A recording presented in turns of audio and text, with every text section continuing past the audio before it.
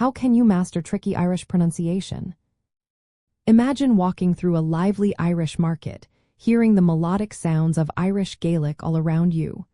You want to join in, but some words seem impossible to say. Don't worry, mastering Irish pronunciation is easier than it looks. It all starts with understanding the basics of the language's sounds.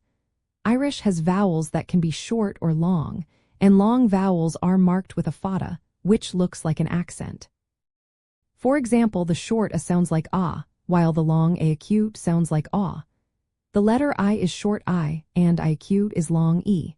Consonants can change sound depending on the vowels around them. For instance, BH is pronounced like a V, and DH can sound like a soft G or a gentle H, depending on the word. Irish pronunciation varies across its three main dialects: Munster, Connaught, and Ulster.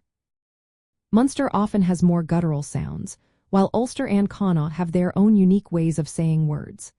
When learning, it's best to pick one dialect to focus on so you don't get confused. Many Irish sounds do not exist in English, like the slender S, which sounds like SH, when followed by an I diphthongs, which are two vowels combined, can be tricky. For example, AI can sound like the I in dig or the O in hack, depending on the word. To get better, listen to native speakers as much as possible. You can find recordings online or use language apps that feature Irish phrases. Practice common greetings like Diagwid, which means hello, pronounced Diagwit, and Slán, meaning goodbye, pronounced Slán.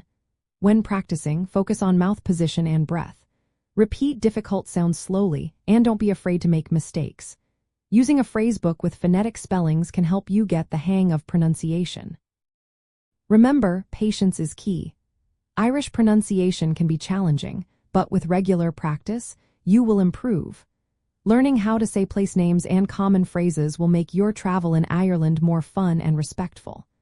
It also helps you connect better with locals and appreciate Irish culture more deeply.